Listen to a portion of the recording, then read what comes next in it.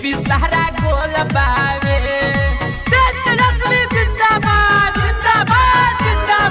महागठबंधन के बोल बावे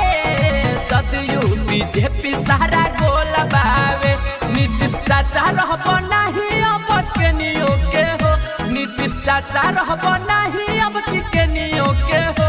अरे अब की बाजी तला लटनिए के हो अरे अब की बाजी तला लटनिए के हो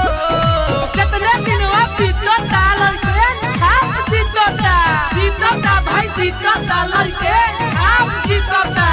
म्यूजिक बाय श्याम दुबे।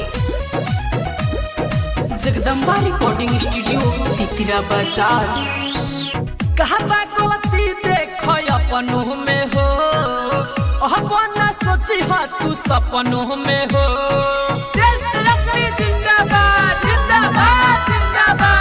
याद कर बकसर के घाटा नानू हो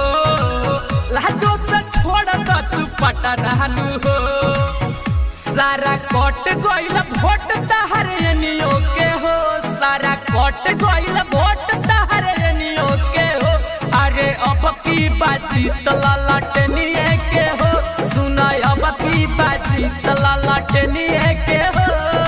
कितने दिन बीतो तालल के छाप जीतोता भाई जीतोता लड़के छाप जीतोता music by Shyam Dubey. Jagdamba recording studio Titira बाजार ओहजे बाबू बतिया कहे फरेश जाता रे वोट देवे दिनेश राकेश लालू यादव जिंदाबाद जिंदाबाद जिंदाबाद तहरा के हम समझावतानी